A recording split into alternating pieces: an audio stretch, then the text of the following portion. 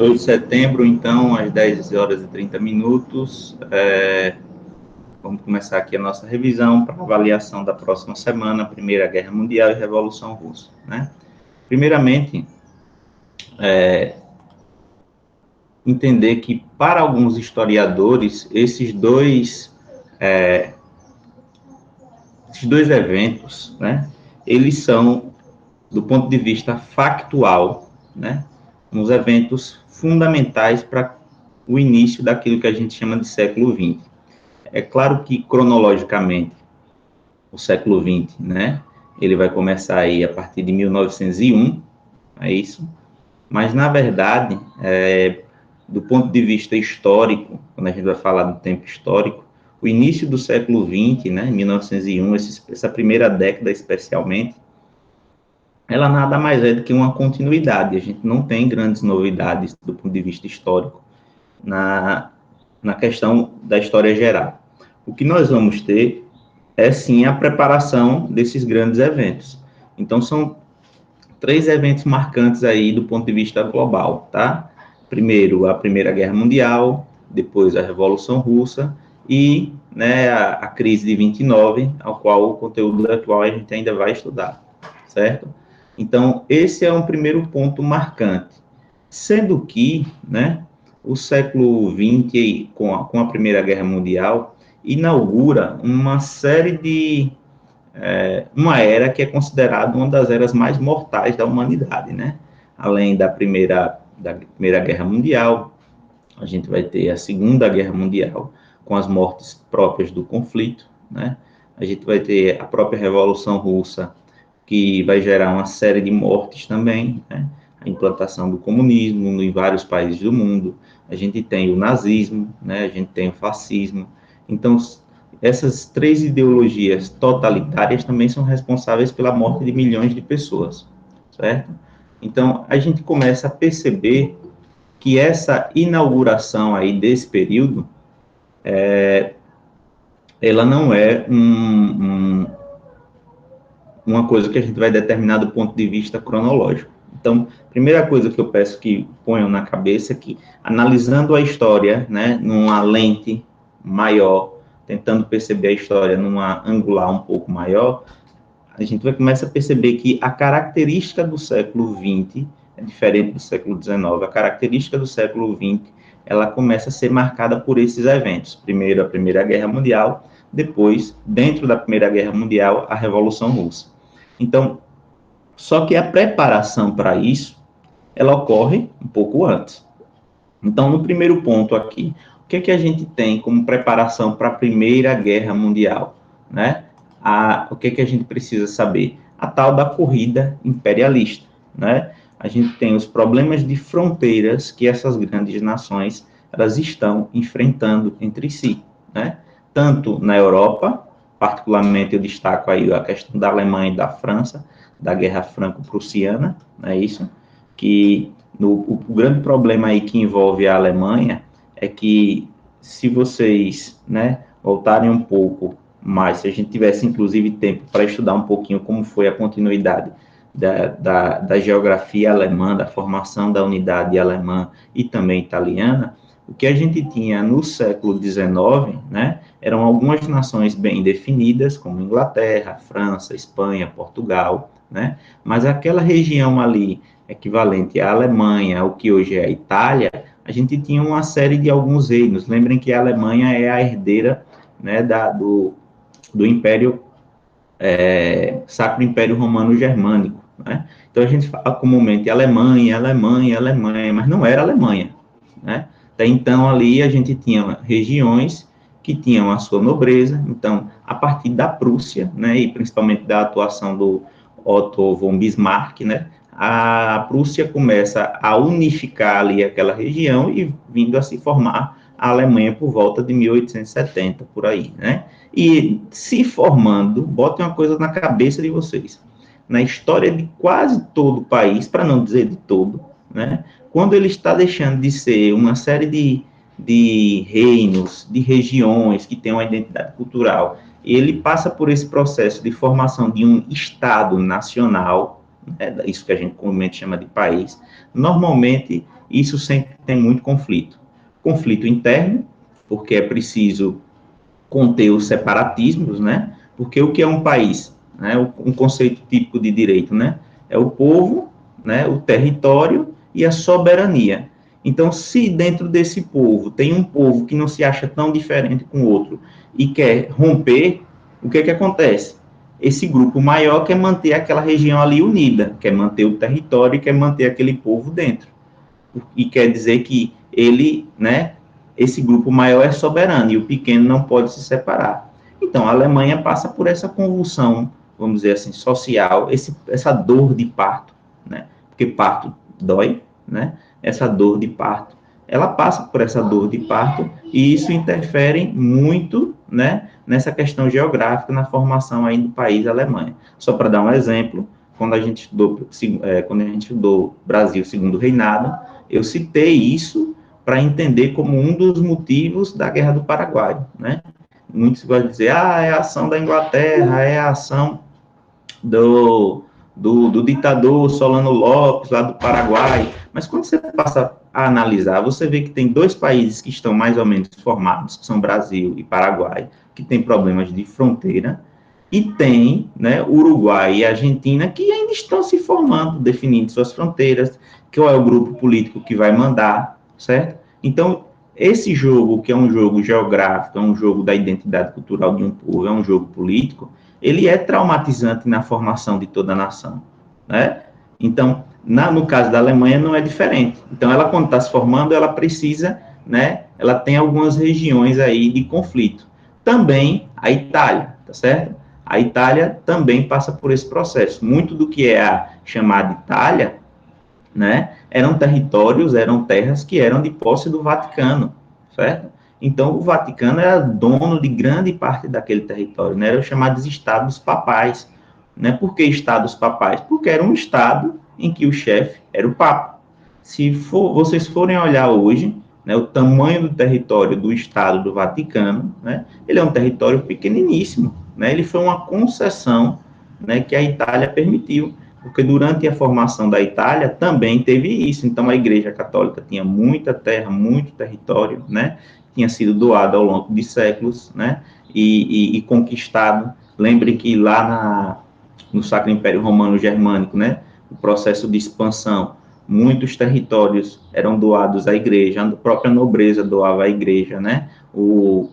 Tem um livro fundamental para entender isso, que é Como a Igreja Católica Construiu a Civilização Ocidental, que mostra lá, né, que muitos dos territórios em que a igreja recebia eram pântanos, eram territórios que ninguém queria, né, do tipo assim, o cara, eu vou fazer uma caridade para a igreja, aí dava a pior parte do terreno dele, o que não tinha, né.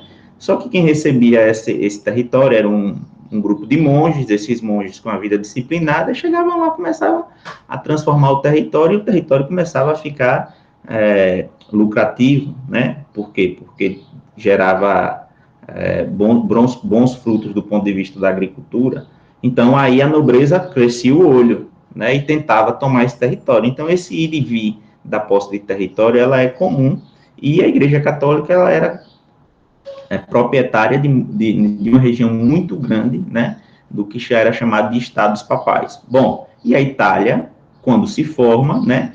Também passa por esse mesmo processo da Alemanha, de definir fronteiras, tem brigas com vizinhos, com a França, tem brigas ali com a região da Suíça. Então, o que é que acontece? Se forma a Itália, certo?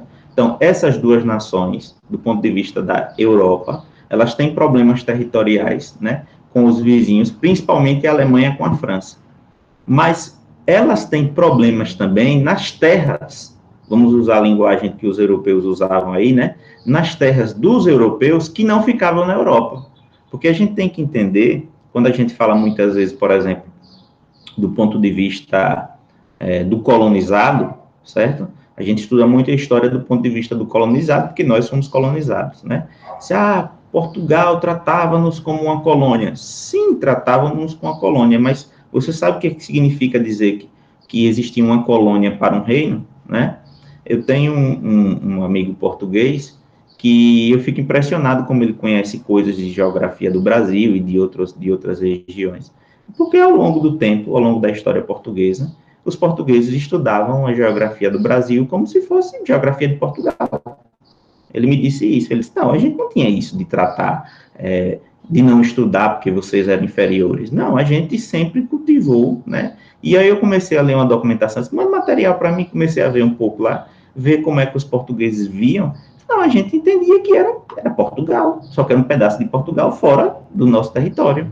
Era um Portugal não contíguo, né? E eu parei para refletir sobre isso e fiquei vendo, por exemplo, vocês já pararam para imaginar qual é a relação que os Estados Unidos hoje têm com o Alasca? Porque o Alasca é separado dos Estados Unidos.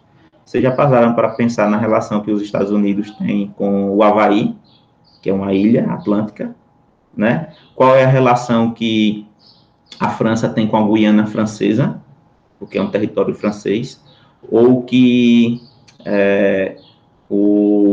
a Inglaterra tem com as Ilhas Falkland, né, que a Argentina chama de Ilhas Malvinas.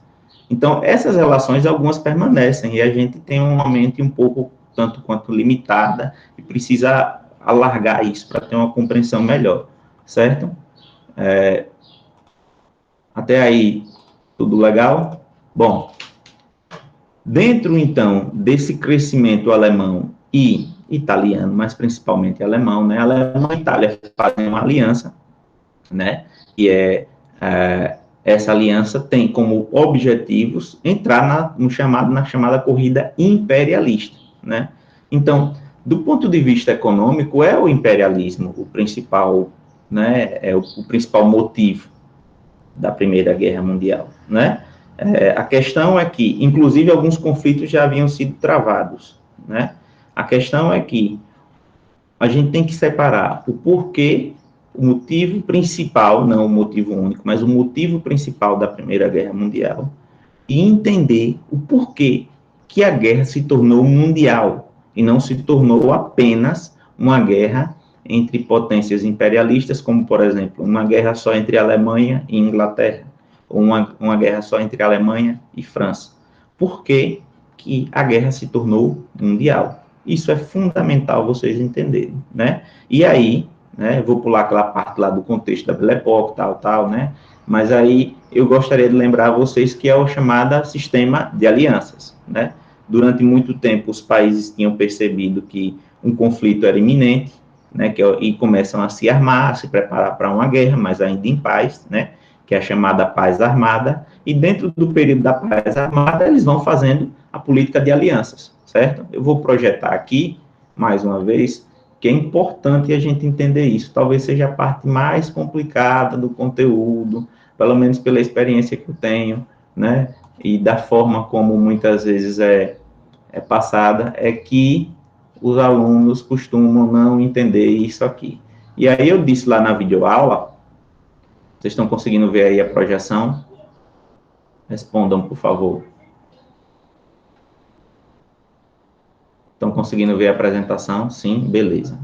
Ok, não vou abrir não, porque fica melhor aqui, né?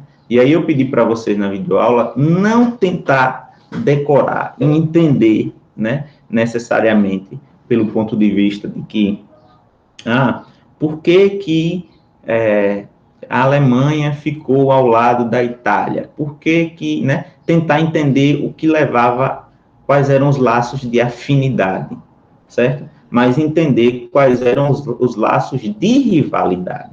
Entendendo qual é o laço de rivalidade, vocês jogam por cima aquele ditado, né? O inimigo do meu inimigo é meu amigo. Então, a aliança se forma por aí, certo?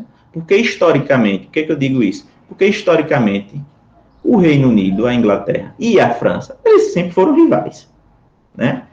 Lembre que tem uma guerra chamada Guerra dos 100 Anos. Então, eles historicamente sempre foram rivais. Mas qual é a questão fundamental aí? Reino Unido, maior potência, né, imperialista, maior potência industrial, e a Alemanha querendo ser, né, uma nova potência, tendo o Reino Unido como barreira. Primeira rivalidade é a rivalidade Reino Unido e Alemanha, certo? O Império Alemão.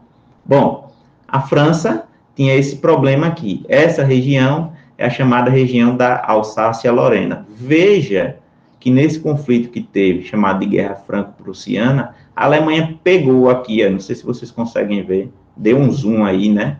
nessa região aqui que está marcada como zona de tensão, certo? A Alemanha pegou esse território para ela. Por que a Alemanha queria esse território? Território rico em minerais que potencializaram a industrialização alemã, certo? E aí, né, a gente começa a perceber que a França estava ao lado do Reino Unido porque eram ambas inimigas da Alemanha, né?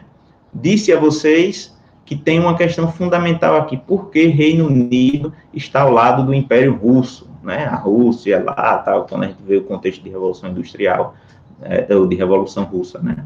Por quê? Problemas de fronteira com a Alemanha, que são fundamentais, tá? A Rússia, no slide lá sobre a expansão do Império Russo, logo nos primeiros slides lá na fase pré-Revolução Russa, eu mostrei um mapinha, depois eu posso mostrar novamente, né? E que mostra como a Rússia se tornou esse gigante, né? Esse absurdo de território. Então, tem problemas de fronteira, certo? A Alemanha com o Império Russo. Vejam o que era a Alemanha até então. Então, a Sofia fez uma pergunta lá sobre geografia, né? Como é que ficou depois. Então, primeira coisa que tem que entender é ver como é que era a Alemanha e o Império Russo antes da guerra, né? Então, aqui, veja essa região aqui, porque depois vai haver uma cisão aqui com a origem, o surgimento de algumas nações independentes. Então, o que nós vamos ver aqui? A Alemanha tendo, né, problemas de fronteira com o Império Russo, capitais ingleses na Rússia, que vão começar a fomentar a industrialização, e a Rússia tinha problemas com uma outra nação, que é uma nação irmã alemã, né, que era o Império Austro-Húngaro. Esse Império Austro-Húngaro, né, basicamente aí vamos partir da ideia de Áustria, vamos deixar a Hungria um pouco de lado. Então, a Áustria é uma nação germânica, né, é uma nação que tem história, né, com a nação alemã. Elas têm semelhanças. Só para citar, né, Adolf Hitler era austríaco de nascimento, né? Então, o que nós temos aqui, né, é o Império Austro-Húngaro tentando ser o quê? Ser o que é um império. O que é um império? Né, uma região que vai conquistando as outras. E aí chega em algumas regiões essas que têm uma influência eslava. Então, temos dois nacionalismos aí. O nacionalismo germânico, tá certo? E o nacionalismo eslavo, que é sob influência da Rússia. Então, professor, eu quero saber melhor quais são esses países aí, né? Ucrânia, Lituânia, Bulgária, Estônia. Sabe o que, é que você faz? Joga no Google lá, países eslavos.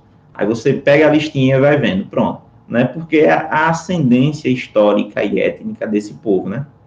Inclusive, né, da etimologia da palavra escravo vem de eslavo, né?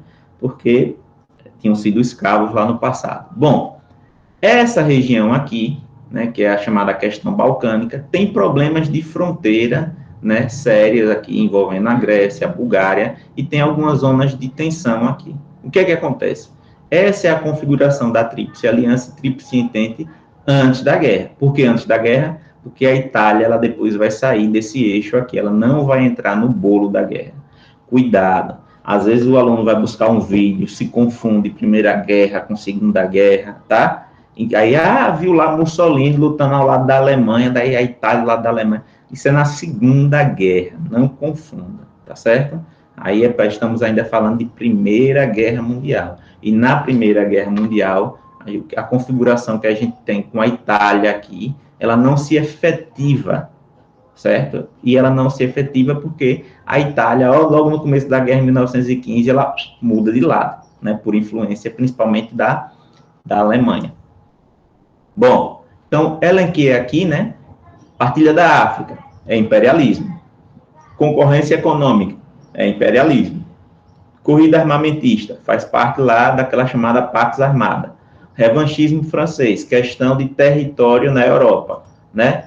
Pan-germanismo e pan-eslavismo, associem a palavra nacionalismo, né? E crise dos Balcãs, aqui tem a ver com justamente o pan-germanismo e o pan-eslavismo ali. O pan-germanismo austríaco, né? E o pan-eslavismo russo, né? Colocando aí na região dos Balcãs ali, principalmente na Sérvia, né, o ponto fundamental ali de problemas de fronteira e de autonomia. O estopim da guerra, já falei a vocês, então a gente não vamos entrar nisso aqui pela questão de tempo, mas, né, vou pular aqui a parte do Brasil na Primeira Guerra, mas gostaria de lembrar a vocês que, para a gente entender, então, por que a guerra se tornou mundial, isso tem a ver com o quê? Com a chamada política de alianças. Então, quem tem, né, eu tive irmão mais velho, né, e tinha primo que ia, muitos primos iam para a casa de minha avó, né, e tinha primos que tinham lá 8 irmãos, ou tinha 5, ou tinha 4, e os mais velhos defendiam os menores, né? Quando os menores brigavam, aí o que é que acontece? Um monte de primo, farinha pouca, meu primo primeiro, você vai pedir ao mais forte.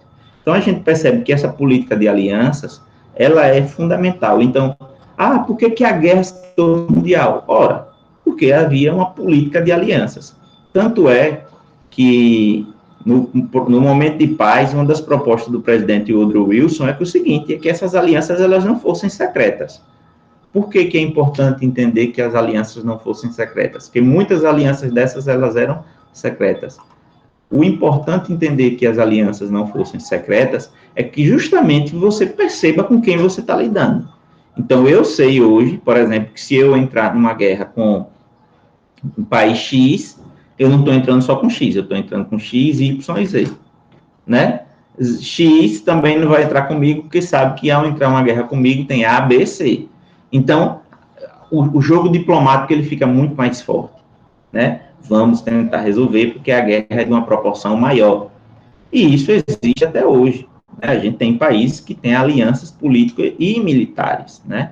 Ainda temos a OTAN, né? Que é a Organização do Tratado do Atlântico Norte. Vai surgir depois, depois da Segunda Guerra. Bom, outro ponto fundamental para entender é que o seguinte, o processo de guerra em si, né, que é muito falado sobre guerra de trincheira, né, e a guerra de movimento, né, e a guerra de trincheira, a Blitzkrieg, não, desculpe, né, o plano Schlieffen lá, né, que é a ideia da guerra de movimento, vencer a guerra na França pelo menos em 40 dias, né, para enfraquecer a França, depois sim poder atacar a Inglaterra, né, ou negociar os territórios imperiais aí, né. Ele falha e a guerra é basicamente uma guerra de trincheiras. Mas a guerra de trincheiras, ela vai por volta de 1917, tá certo? Por que 1917? Porque 1917 é o ano decisivo na guerra. Então, na videoaula, eu falei um pouco sobre isso. Então, a ideia de guerra de trincheira, ela vai só até 1917, mas a partir de 1918, né, a coisa volta a ter um movimento um pouco maior. Deixa eu voltar a projetar aqui. Se vocês não conseguirem ver, me avisem, né? A coisa volta a ter um movimento um pouco maior, porque é o momento da saída da Rússia. Então, a Rússia sai da guerra, né, abandona o fronte oriental, tá certo? Deixa eu voltar aqui. A Rússia sai da guerra, vou ver aqui. A Rússia sai da guerra e entra, né, como nova nação aí, uma que está fora do mapa, que é os Estados Unidos. Então, os Estados Unidos acabam entrando no conflito, né? Muito se fala sobre os capitais, né? O fato de que os Estados Unidos tinham muito capital investido na guerra, tinha sim, tinha vendido muito, o Brasil também é um país que tinha vendido muito, vendeu muito, né, para a Europa nesse período, isso ajuda inclusive na industrialização do Brasil, mas pouco se fala de que a Alemanha utilizou como tática de guerra, e isso vai ser repetido na Segunda Guerra Mundial, né, a guerra submarina total. Então, quando vocês verem esse nome, guerra submarina, né, guerra submarina total, faz referência ao quê? A não tolerância da Alemanha nem com navios mercantes. Então, normalmente, quando existe um navio mercante, ele navega com uma bandeira branca, você coloca do lado a bandeira do país e uma bandeira branca, existe um código de respeito, né, para dizer que ali existem civis, o mar é uma pista, o mar é um lugar de passagem, então existem civis. Recentemente teve um caso no Irã, não foi? Acho que foi na região do Irã, teve 2 casos, que foi um míssil americano que derrubou um avião de passageiros e também um ataque do Irã, que o Irã ficou sem querer admitir, depois não teve como não admitir, que derrubou um avião também de passageiros. Tinha nada a ver com as guerras deles lá, né? Teve uma falha, eles derrubaram os aviões. Então, na época, a aviação comercial, né, ela não era difundida.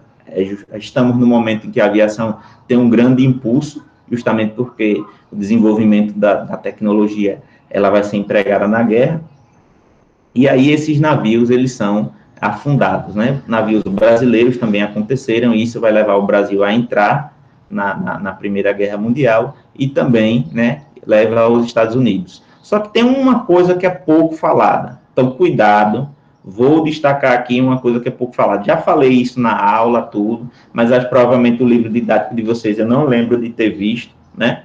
Que é o fato da Alemanha tentar fazer uma aliança com o México, né, para tentar recuperar esses territórios que foram comprados ou tomados do México, né, ali pelos Estados Unidos. Então, a fronteira México-Estados Unidos, ela é uma fronteira, né, que tem uma fronteira na parte seca, ela tem questões históricas de ir e vir a fronteira, né, e os Estados Unidos foi aumentando, né, o México vendeu alguns territórios, outros foram americanos que foram entrando em regiões de deserto, e depois o México quis tomar de volta e não pôde, aí gerou conflito.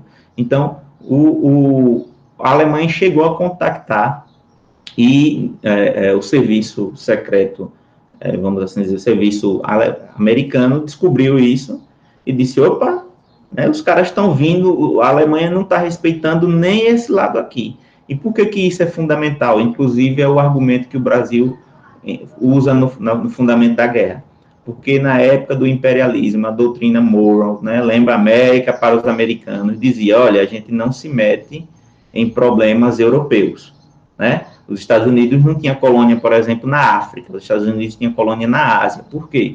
Porque a África era uma região de influência europeia, então os Estados Unidos, né, e não se meta aqui na América, não venham recolonizar o povo aqui, né, porque existia, a França e a Espanha tentaram isso, então não venha. Então, a história de América para os americanos. A gente é que resolve nossos problemas. Inclusive, os Estados Unidos, se tiver problema com os outros, vocês não se metam, né? Desde que eu resolva aqui do meu jeito. Então, a Alemanha, ao fazer isso, ela quebra, né, essa política, vamos dizer assim, de uma vizinhança distante, e os Estados Unidos usam isso como argumento para a guerra, né? Por mais que o Woodrow Wilson não quisesse, ele se reelegeu com o mote de que, né, era América primeiro, que é o mote que o Trump copia, né? Ele se reelegeu ele não nos deixa entrar na guerra na eleição de 16, mas em 17, né, os Estados Unidos acabam entrando na guerra aí, e a guerra deixa de ser, mais uma vez, uma guerra de trincheira, e ela tem seu último ano como uma guerra comum, que essa fase não é nomeada, tá, professor? A partir de 17 voltou a ser uma guerra de movimento. Não se tem nome, né, para essa nova fase, tá certo? Então, qual foi? Falei um pouco aqui dessa questão do Natal, coloquei um vídeo lá, né?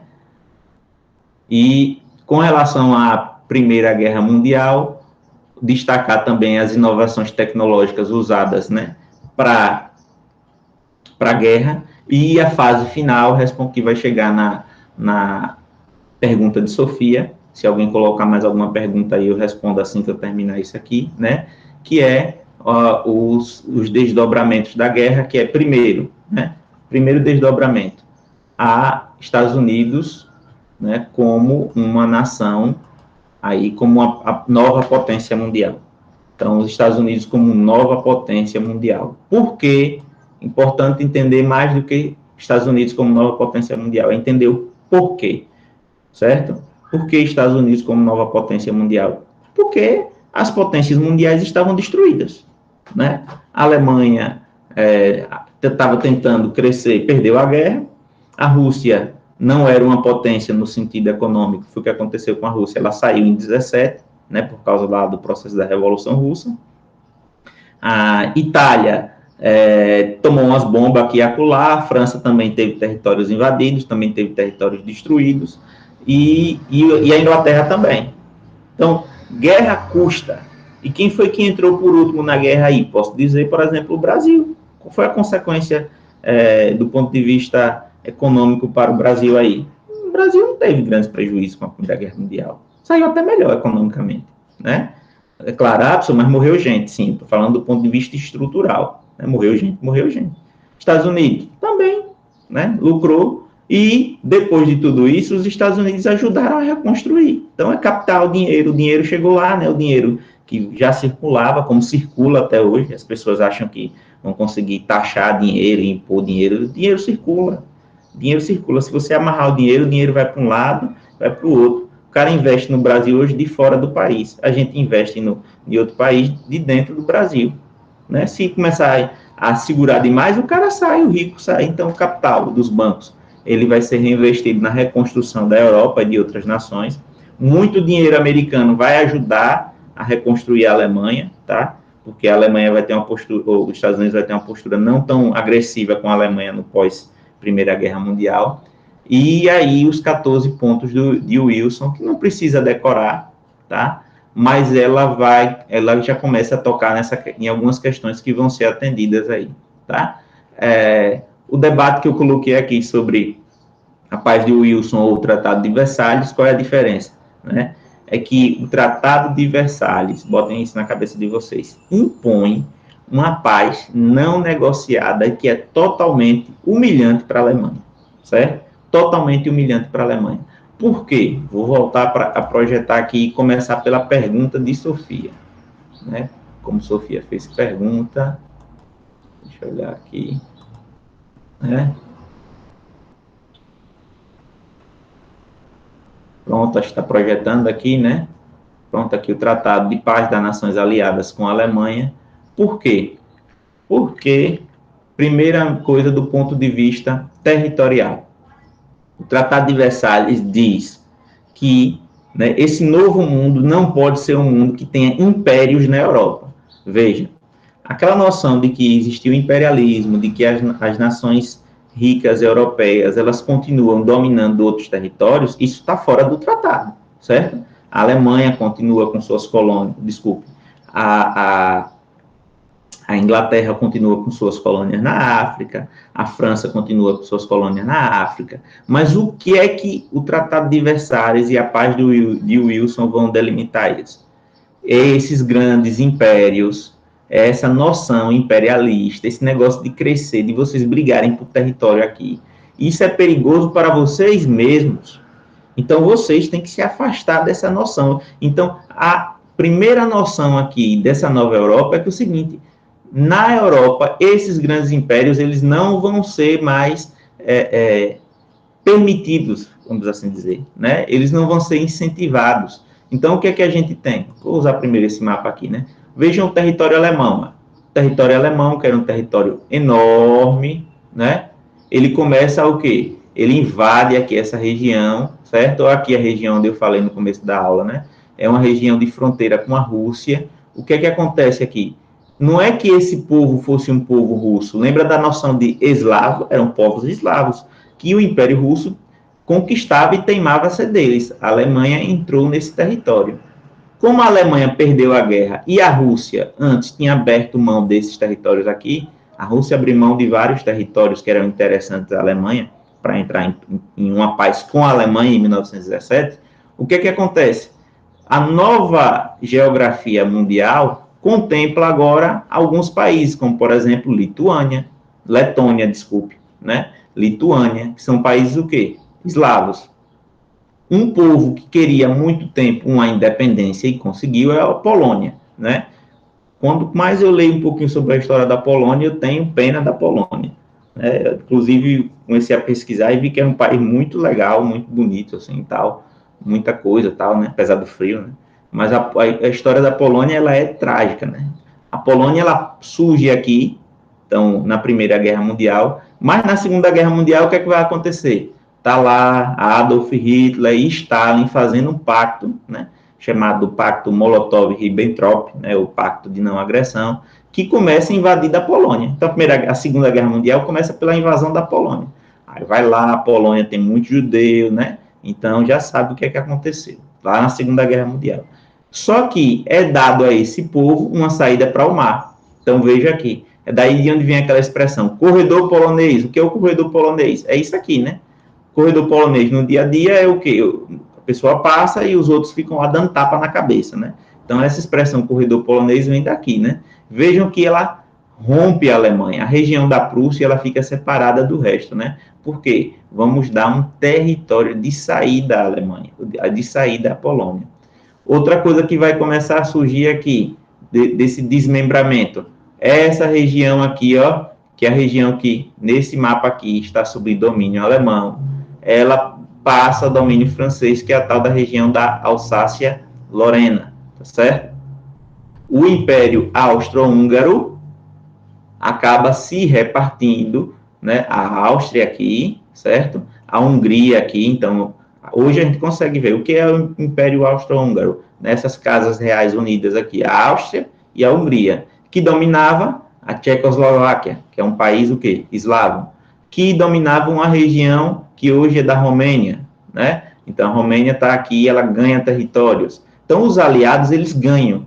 Então, do ponto de vista bélico, a gente vai perceber o seguinte, no final da Primeira Guerra, os países da chamada Entente Cordiale, né, ou Duplice Entente, depois Tríplice Entente, esses países aliados ganham. Então, quem é que ganha território? Volta para aqui, ó. Quem é que ganha território? A Grécia, a Romênia, o Japão lá, que não aparece nesse mapa, mas ganha lá no Oriente, né? Quem é que perde território? O Império Turco-Otomano, ele perde território, certo? A Alemanha perde território, o Império Austro-Húngaro perde território, a Itália mudou de lado, né? Não ganha muita coisa na Primeira Guerra Mundial, mas já deixa de perder. Então, a gente percebe que na geografia, foi uma geografia que mudou fundamentalmente porque os países aliados, né, eles começaram a o quê? A ganhar território. E um povo, né, aqui é o povo sérvio, certo? Então, aqui Sarajevo, sérvio aqui. Esse povo sérvio, ele está aqui, nessa região aqui, da chamada, ó aqui, deixa eu ver se mostra melhor, chamada Iugoslávia, tá certo? A Iugoslávia. Já que a gente está trabalhando Revolução Russa também, quando a Rússia deixa de ser Rússia e passa a ser União Soviética, grande parte desses países aqui, eles, se não são incorporados pela União Soviética, que eles vão ser incorporados posteriormente, então todos esses vão ser incorporados. Deixa eu ver aqui quem foi que entrou. Não sei quem foi que pediu para entrar. Todos esses vão ser incorporados, certo? Alguns continuam independentes, mas passam a ser países comunistas, como, por exemplo, a Iugoslávia. A Iugoslávia vai ser um país comunista. Então, do ponto de vista territorial, é isso aí. Eu não sei se respondeu a perguntas de Sofia. Ela falou também de sociedade. O que é que a gente vai ter do ponto de vista social aí? Se eu entendi bem sua pergunta, é entender sociedade e a sociedade de cada país. O mais drástico aí que nós vamos ter é a sociedade alemã, que foi o que eu coloquei aqui. Por quê? Porque a política alemã agora não vai ser uma política autônoma, tá? Ela vai ser uma política ditada pelos países vencedores, vai ser uma política ditada pela Paz de Versalhes. E a Alemanha tem uma série de restrições, certo? E restrições sobre aumento de exército, restrições sobre modelo político, né? Vai ser implantado na Alemanha uma social-democracia, né? Não é uma economia liberal, tá? Mas uma forma política que... Opa, Marcos entrou aí. É uma forma política que... cadê? Eu tentei autorizar Marcos. É uma forma política que está em um modelo, né, muito mais, vamos dizer assim, intermediário, modelo mais de centro. Então, a Alemanha perdeu as poucas colônias que tinha, a Alemanha não tinha capacidade, não poderia ter um parque bélico grande, e a Alemanha saiu hiperendividada. E aqui eu coloco, né, essa imagem aqui, por quê? Porque um dos grandes problemas da Alemanha vai ser um problema econômico. Então, quando a gente ouve falar de inflação, né, que é a desvalorização do dinheiro, era melhor na Alemanha, isso aqui são marcos alemães, tá? Era melhor, por exemplo, usar o dinheiro para se aquecer, porque o dinheiro não tinha valor no mercado, né?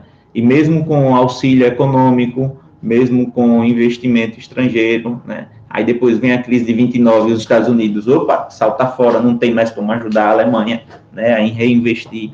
Não é o investimento americano, é um investimento de reconstrução, assim como ele fez na Europa, como ele fez nos Estados Unidos, buscando o quê? Lucro, né?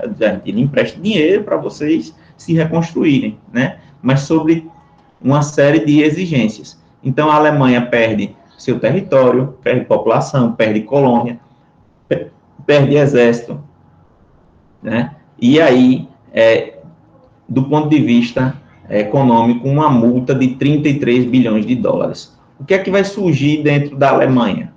Vai surgir dentro da Alemanha, né, um sentimento de humilhação, que esse sentimento de humilhação vai ser resgatado aí, né, pelo filho de Satanás 2 aí, né, eu chamo Stalin de filho de Satanás 1, né, e Hitler de filho de Satanás 2, né, porque veio depois.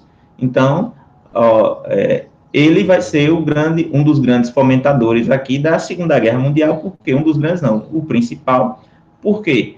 Porque ele viu o sentimento nacional alemão tendo sido humilhado, é o chamado revanchismo. Então, a França tinha um revanchismo com a Alemanha, por causa da guerra da Alsácia-Lorena. A Alemanha vai ter um revanchismo muito grande aí, tentar se vingar das outras nações europeias, tá certo? Alguma dúvida aí sobre o conteúdo de Revolução de Primeira Guerra Mundial? Sofia, respondeu aí sua pergunta. Do ponto de vista dos outros países, resumindo, que a gente vai ter, né, vai ser o boom nos Estados Unidos do modo de vida americano, né, o chamado American Way of Life, né, o modo de vida americano, porque o capitalismo vai bombar, os Estados Unidos está bombando, a Europa, que vivia a chamada Belle Époque do ponto de vista social, né, ela começa a perceber que ela não é mais assim, que assim, essa paz, essa prosperidade imensa, ela não é tão, né, não é esse sonho todo, né, que a guerra chegou, bateu e muita gente vai precisar se reconstruir com muito trabalho. Então, é isso aí que a gente tem. Vamos lá, 5 segundos aí para alguém ter alguma pergunta de Primeira Guerra Mundial. Não? Não, não, não, não, não, não, não, não, não. Bom, então tá todo mundo entendendo, né? Vocês 6 aí estão entendendo. Como o outro conteúdo é a Revolução Russa, deixa eu projetar logo aqui. E na Revolução Russa eu não pretendo me estender muito, porque a terceira aula, do ponto de vista da análise crítica, a terceira videoaula está boa, está tranquila, não tem muita coisa para passar. Na verdade, acho que os conteúdos têm bastante informação, bastante conhecimento. Eu fico estranhando vocês não terem dúvida, né? Mas tudo bem, vamos lá. Deixa eu parar aqui a apresentação e abrir aqui o slide. Revolução Russa, o que é que a gente tem que entender, né? Que não era um império, né? Não era feudal, tá? Como costuma se ver aí, não era um império. Não, oficialmente não era feudal de jeito nenhum. Já tinha acabado o feudalismo na Rússia desde 1860, por aí, 1861, se não me engano, né? Agora, claro, se oficialmente acabou, existia uma feição social da Rússia ainda um tanto quanto feudal.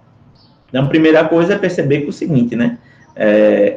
E também a Rússia não era uma nação industrial. Então, a Revolução Russa, ela, ironicamente, não é uma revolução comunista que vai ocorrer como Marx previa, né? Como era a teoria dele da ideia de luta de classes, lá, materialismo histórico e histórico dialético, não aconteceu num país capitalista, né? Se a gente for olhar quais eram os países capitalistas ali pesados da época, a primeira Inglaterra, com um capitalismo que não era liberal, era um capitalismo de Estado, né, associado ao Estado, já que a monarquia interferia. Lembre-se que o imperialismo não é um capitalismo liberal, né? São as grandes empresas associadas à monarquia, né? Isso também acontecia na França, o governo francês e por aí vai. Então, é o governo ajudando as empresas a ganhar mais território, né? É um dos piores cenários possíveis, né? porque dependendo de como for a concentração desse poder, impede uma coisa que é fundamental do capitalismo, que é concorrência, né? Sem concorrência, o capitalismo ele tende ao monopólio, e com monopólio, realmente, ele não se torna bom do ponto de vista do empregado e do ponto de vista do consumidor, né? Que a visão socialista pensa muito na ideia do trabalhador, mas não tem economia sem consumidor na economia de Marx, né? A crítica, por exemplo, que ele dá para fazer.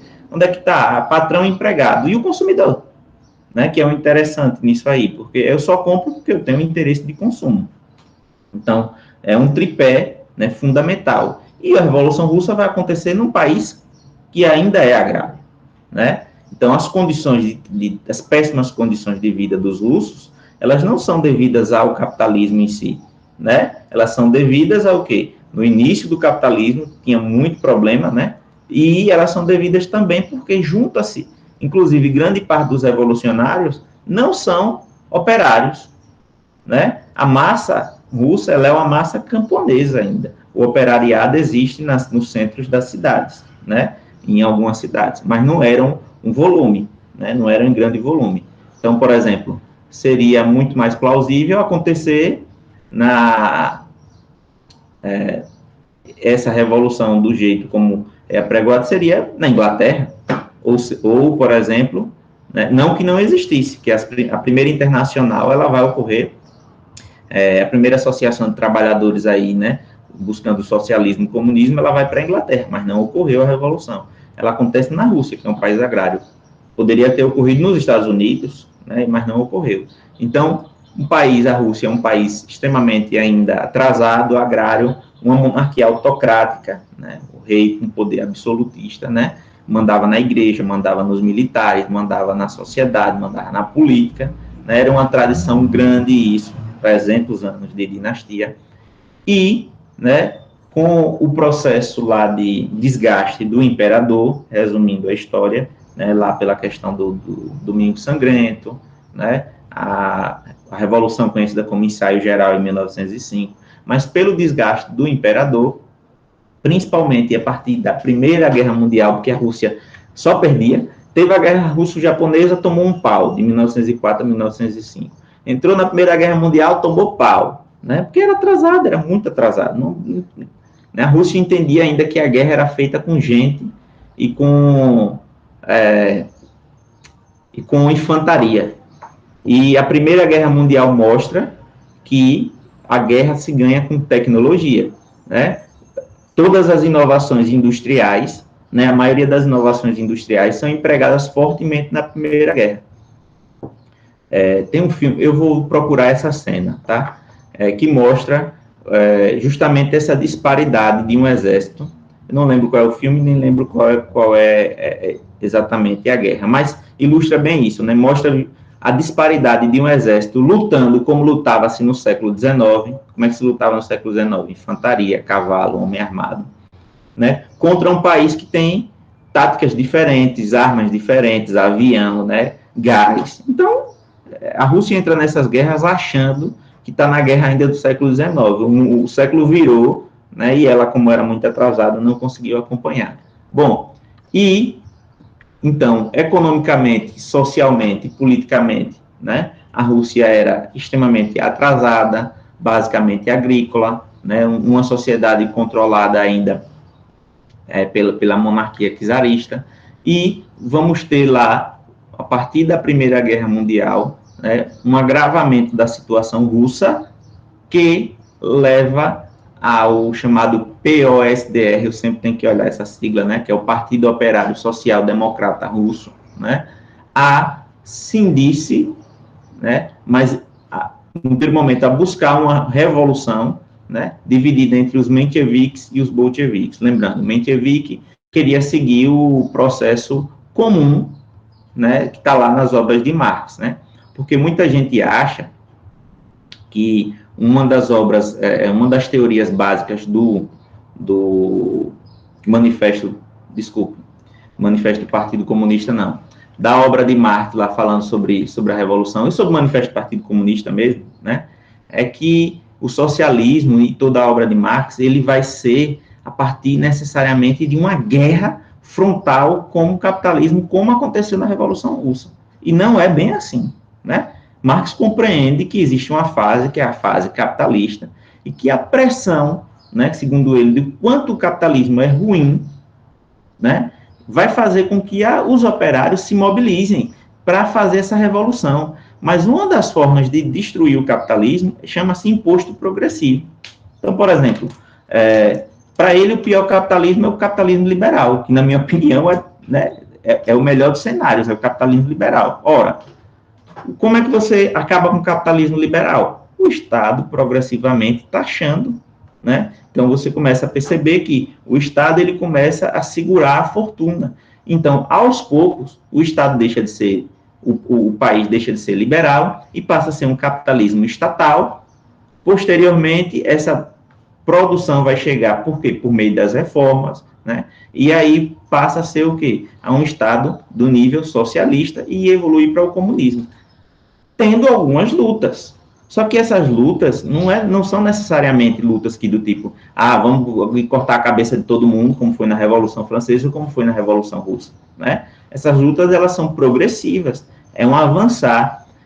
Marx não propôs um estalar de dedos e de repente o país vai ser comunista. De forma nenhuma, né? Compreende-se que existem as chamadas lutas de classes, né? Só que chega um momento que rompe o sistema e o sistema vira, tá certo? E aí os mencheviques têm essa visão de que primeiro é preciso desenvolver o capitalismo, o país vai enricar, e aí as contradições vão se evidenciar e vai entrar o socialismo, né? Os bolcheviques, eles não todos, né? Porque uma coisa que achei interessante é que o próprio Stalin estava escrevendo num jornal lá da Rússia, e ele defendia o seguinte, não, o Stalin era bolchevique, tá? Não estava lá forte como cabeça da revolução, ele, não, que nada, os mencheviques agora no poder na Revolução de Fevereiro estão fazendo o que é certo, os mencheviques estão fazendo o quê? Estão aqui promovendo reformas, melhorando a vida do trabalhador, vai desenvolver e a gente vai chegar lá no Estado socialista, né? Isso está um escrito de Stalin lá da época. Só que o Lenin, quando chega, né, depois do exílio, ele era exilado, alguns eram presos. Então o Lenin chega do exílio e diz, não, teses de Abril. Então o que são as teses de Abril? Revolução radical, né? Vamos tirar o Kerensky do poder, vamos aqui instituir, né, um conselho revolucionário e todo o poder aos soviéticos. Nada de Duma, que a Duma era o parlamento, né? Esse negócio de dividir a Duma com uma parte do poder e um pouco de influência popular, não, é todo o poder aos soviéticos.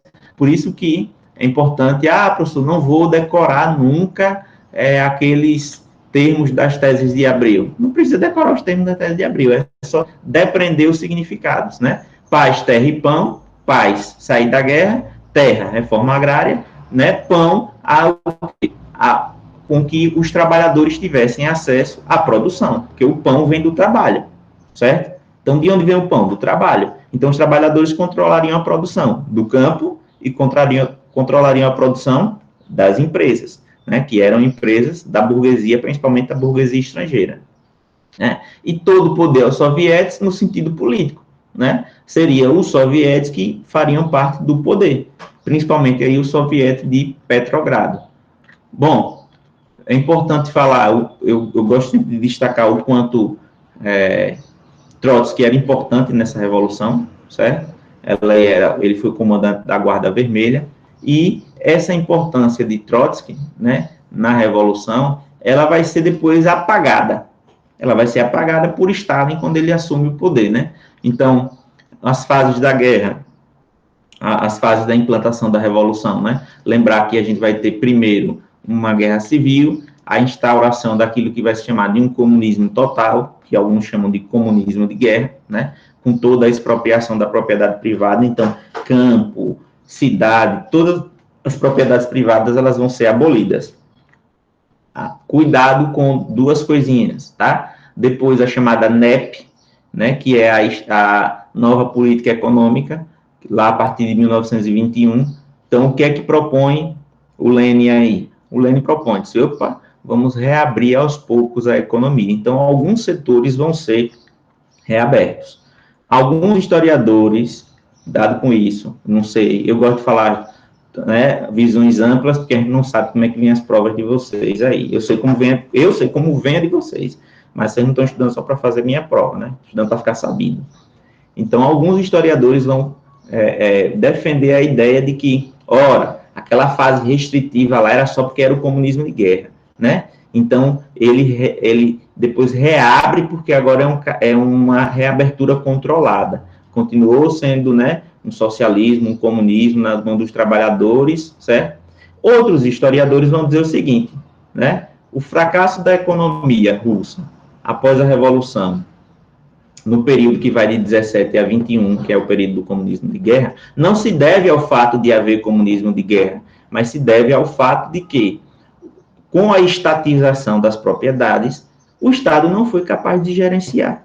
E não sendo capaz de gerenciar, o que é que acontece com a produção? A produção cai, né? Então, a NEP é uma tentativa de reativar a economia, abrindo um pouquinho de capitalismo, ou seja, abrindo um pouquinho de iniciativa privada, sem abrir realmente as partes mais importantes, que seriam o quê? O setor industrial. Então, olha, permite-se aqui acular pequenos negócios. Por quê? Porque não tem como gerenciar tudo, né? Inclusive, economistas liberais vão dizer o seguinte, ó, do ponto de vista econômico, o comunismo ele falha, porque é o seguinte, né?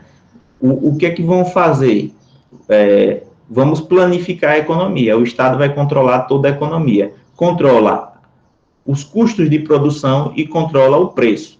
Só que os custos de produção, eles são dados por fatores naturais, a natureza. Quanto é para você extrair minério, quanto tempo custa, né? Se o minério é de boa qualidade ou de má qualidade, em região tal, a produtividade é X, em outra é menos X, né? É 10 menos X.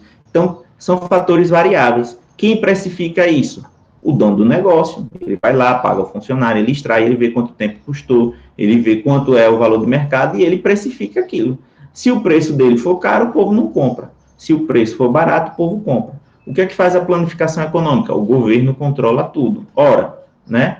Se não existe o cálculo de preço, porque os preços são controlados artificialmente, como é que ele vai planificar a economia? Porque planificar a economia é fazer um plano de preços, para que tudo custe, tenha um valor, o trabalhador receba o justo, né, na ideia, o trabalhador receba o justo, e o trabalhador consiga, fundamentalmente, sobreviver e a produtividade se pagar pelo custo ou obter uma margem de lucro lá que não seja, segundo eles, abusiva, né? Só que os salários, eles não são reais, eles são artificiais, né? A produção não consegue saber quanto é o coisa, porque as pessoas não conseguem comprar a partir do seu dinheiro. Quem paga é o governo, quem paga é o dono da fábrica. Então, como não existe cálculo de preço na economia comunista, não é um cálculo que é feito espontaneamente, não tem como saber fundamentalmente se a economia vai bem ou a economia vai mal. Alguém vai lá e joga um número e diz, pronto, a economia está planificada, né? Está dentro do plano. Então, economistas liberais, ou nem tanto liberais assim, alguns também, né, vão falar simplesmente que, né, não tem como funcionar porque o cálculo de preço não tem, é espontâneo. O que é o cálculo de preço? O cálculo de preço é o que você põe o preço lá. E você põe o preço baseado em quê? Se você entra na atividade, essa atividade não dá lucro, você sai da atividade. Você quebra, ou você não produz, ou você vai procurar outra coisa que alguém queira comprar. Então, o preço, né, a precificação, ela é algo que é inerente à economia na relação produtor-consumidor, certo? Então, por isso que não dá certo, segundo alguns economistas. E a política econômica mista aí da NEP, ela foi justamente uma percepção do seguinte, esse negócio não vai dar certo. Esse negócio de economia estatal 100% não vai dar certo. Então, a gente abre alguns setores, né? Com o Stalin, né, isso é fechado, passa a funcionar a partir de 1928, a planificação econômica. Ah, professor, e por que deu certo durante tanto tempo? Primeiro ponto, a gente tem que lembrar que o governo de Stalin, né, ele é um governo ditatorial pesado, né? Destaco muitas vezes no vídeo a chamada cortina de ferro, né? Stalin fica no poder até 53 e pouco se sabia, né? Então, o que se sabia da União Soviética era o que o Estado soviético deixava saber. Eu vou colocar aqui para vocês um link de um vídeo, porque isso existe hoje, né? Que é a Coreia do Norte. Então, eu vou colocar um link para vocês agora aqui. Deixa eu pegar logo. inclusive já deixei separado. Deixa eu ver aqui. Um link sobre o que é a Coreia do Norte hoje, que é um dos países mais fechados do mundo. Então, quem tiver curiosidade, eu não vou cobrar nesse assunto da prova, né? Mas aí vocês vejam aqui esse link. O nome do documentário deixa eu copiar aqui, Sob o Sol, ou Under the Sun, né? O lado oculto da Coreia do Norte. Né? Documentaristas foram lá, tal, falaram que queriam fazer um documentário, e aí o cara permitiu lá, né? Kim Jong-un lá, permitiu, e a gente dá para ver, por exemplo, algumas coisinhas. Tem um outro vídeo que eu gosto, que foi um cara lá que foi lá fazer uma viagem lá sobre a Coreia do Norte. Deixa eu ver aqui. Eu tenho ele no meu. Eu tenho ele aqui salvo. Que é interessante a gente ver como é que funciona um país fechado assim. Esse vídeo é um cidadão que foi fazer uma viagem, né? Quem tiver, eu fiquei muito curioso, queria ir para a Coreia do Norte, admito, né? Ele fez uma viagem aqui para a Coreia do Norte. Como é a Coreia do Norte, o país mais fechado do mundo. É um videozinho acho que ele tem um blog de viagem, isso caiu no meu histórico aí por acidente, as recomendações legais, né, que o YouTube faz. Então, esse vídeo aí, como é a Coreia do Norte. Depois vejam mais ou menos, o documentário é mais completo, para a gente entender mais ou menos como é que funciona, né, a questão política, a questão econômica, a questão de educação, de sociedade, o que é que eles sabem da gente, o que é que a gente sabe. Então, quem tem curiosidade, acho que é Marcos, né? Marcos está aí, né? Marcos falou que tinha curiosidade, queria trabalhar com turismo, não foi isso, viajar pelo mundo todo. Não foi isso, Marcos? Se foi, escreva aí, por favor, se foi você. Uma vez falou que queria viajar pelo mundo, tal, não sei o quê. Né? E é interessante como os outros nos veem, qual é a visão que os países têm de fora. Então, a gente saber um pouco sobre os outros países é importante. Bom, voltando aqui, então, o Stalin, ele não permitia, então, que as informações chegassem aí, né, a União de fora para a União Soviética, e da União Soviética pouco se sabia, né? Se tiver a curiosidade de pegar artigos de jornalistas que iam para a União Soviética na época, né, e ficavam mandando notícias de lá, só se via notícia boa. Por que só se via notícia boa? Porque havia censura, né? Falei para vocês do realismo russo. Vocês entenderam que o realismo russo é uma propaganda estatal para disseminar, né, a ideologia do Estado, né? Nesse documentário, né, Sob o Sol, da Coreia do Norte, tem, não o realismo russo, mas tem mais ou menos como é que a coisa funciona, tá? E, por fim, as críticas que se faz ao comunismo, né, da União Soviética, é justamente o quê? Criticava-se o imperialismo, tornou-se uma nação imperialista sobre os países eslavos. Criticava-se a falta de democracia, tornou-se uma ditadura, né? Criticava-se a falta de liberdade de expressão, tornou-se um país onde não havia liberdade de expressão, né? Depois que o Stalin morre, a coisa melhora um pouquinho, mas não é que melhorou 100%, né?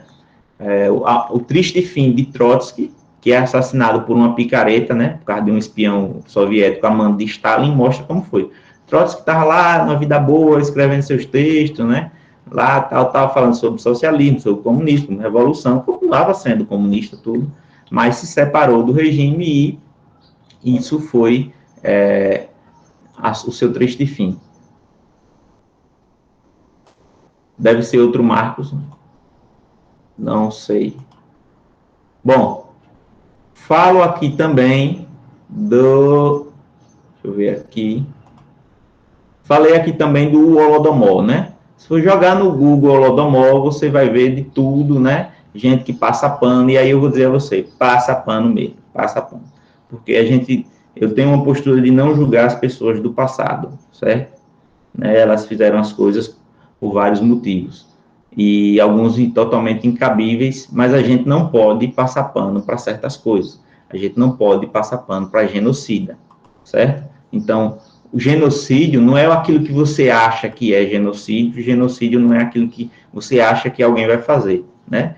Genocídio é uma acusação muito séria e o genocídio, ele, né, que é o extermínio em massa de um grupo, né, seja por motivos étnicos, como foi o Holocausto, né, provocado pelos nazistas contra os judeus e outras minorias, seja por qualquer outro motivo econômico, né, então o genocídio, né, é uma política de matança.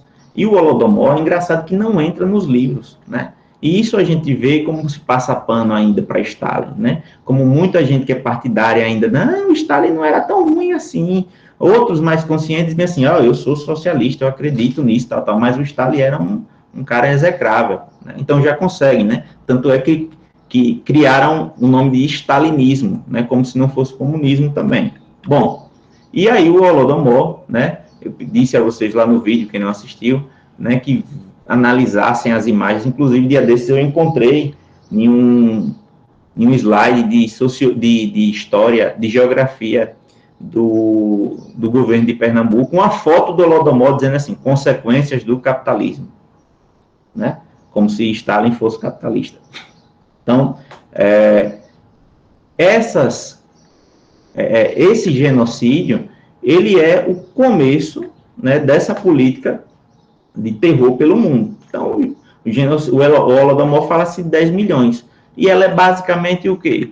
Coletivização forçada e fechamento de fronteiras. Então, pega a produção agrícola do país, durante o período de frio, deixa o povo lá sem a produção, né? As pessoas morrem ou enfraquecem e vamos lá coletivizar e tomar a Ucrânia, e tomar os campos ucranianos para a produção daquilo que a planificação econômica dizia, né? Tal região produz tal coisa para servir tal coisa e fica lá essas mercadorias se deslocando, né?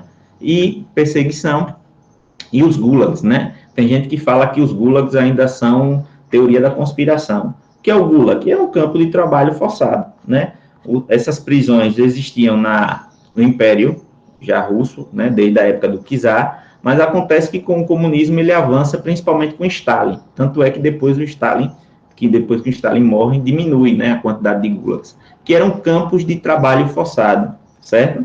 Então, lá, né, apesar de não haver uma política de câmara de gás, coisas assim, né, morria-se como? O cara ia preso, morria de frio, morria pelas más condições, eram prisões para ter trabalho forçado e, né, algumas pessoas eram condenadas à morte lá mesmo. Algumas prisões eram legais, do tipo, não tinha algema, não tinha tanta coisa, porque o cara estava na Sibéria, né? Na época do inverno é menos 40 graus, na época do verão você tem um clima mais agradável, mas nada que ultrapasse, por exemplo, 10 graus, 8 graus, por aí. Então, as pessoas ficavam soltas, né? E falei também sobre o peso da União Soviética. Isso aqui é muito mais, eu vou pular um pouquinho, porque é muito mais quando a gente for falar de Guerra Fria, certo? Filmes para recomendar quando falar de Guerra Fria, tá? Recomendo esse aí, que é o Adeus Lenin, né? Que mostra justamente o impacto do fim da Alemanha comunista, né? Sob influência da União Soviética e alguns outros. Mas isso aí é muito mais quando for falar de Guerra Fria, certo? Alguma dúvida? Dúvida, dúvida, dúvida, dúvida, dúvida, dúvida, dúvida?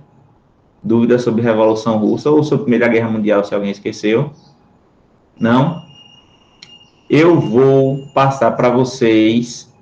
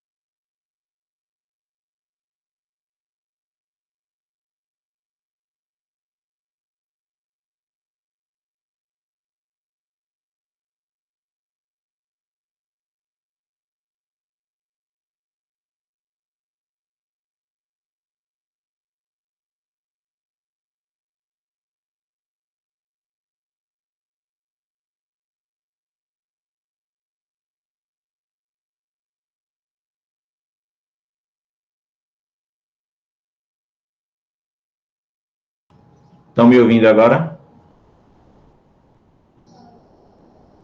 Estão me ouvindo agora? Ah, tá. Sofia botou né, mas eu não entendi o porquê, porque o chat reiniciou.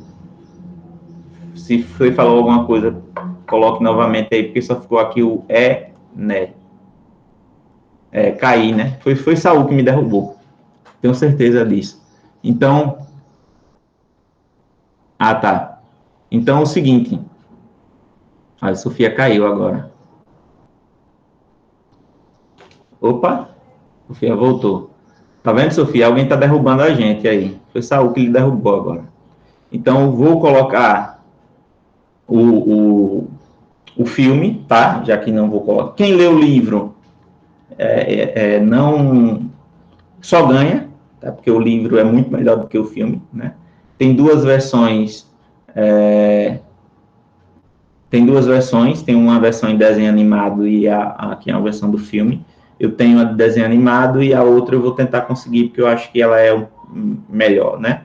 É um filme antigo, e vocês, parte da prova de Revolução Russa, vocês vão ter que fazer articulando com o filme, tá? Por isso que eu disse a vocês que, assim, é bom vocês estarem afiados no conteúdo para irem assistindo o filme e fazendo as anotações na hora, para depois articular o texto que vai ser necessário, tá bom?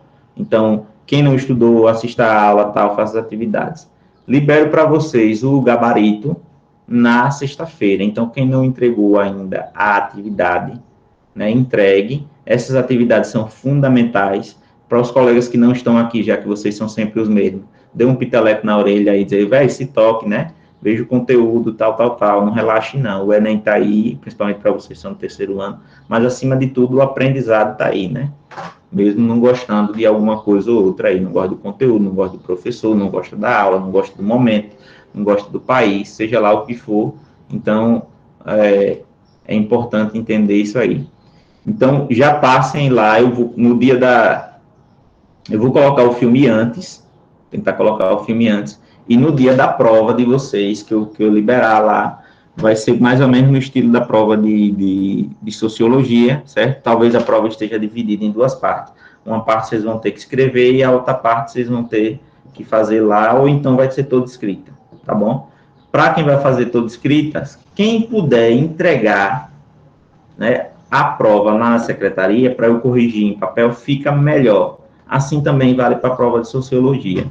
Mas quem não puder, professor, eu não posso de jeito nenhum, então eu vou entregar a foto. Beleza, mas bota uma letra legível e uma foto legível, tá certo? E eu vou conferir mais uma vez a existência de plágio. Tá? Muita gente pega lá, pega joga os pedaços, tal. Então, inclusive, Paulo perguntou, professor, dá para fazer citação? Dá, uma frase. Certo? Uma frase, né? Então, aí, fez a frase, pronto, acabou, é o que vai citar, para justamente não cair como plágio aí, não tá pegando coisa da internet e colando lá. Se virem e escrevam, vocês precisam desenvolver isso aí, tá certo?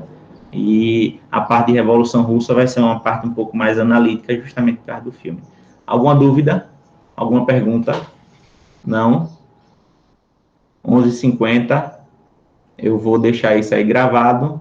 Vou seguir a sugestão de Paulo e jogar lá no canal do YouTube para ver se dá, porque fica mais leve, né? E aí, mas vai ficar como não listado, tá bom? Quando vai ter lanche, aí agora, eu também estou aqui buscando. Na verdade, já é hora do almoço, né? Perguntar se a tia tem almoço, qual é o almoço hoje? Alguma dúvida mais? Se não tem dúvida, um cheiro e um queijo, tchau para vocês. Quem não tem dúvida?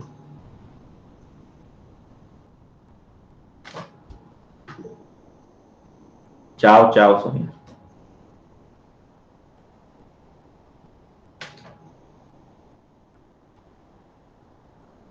Tchau, Saúl. Boa tarde.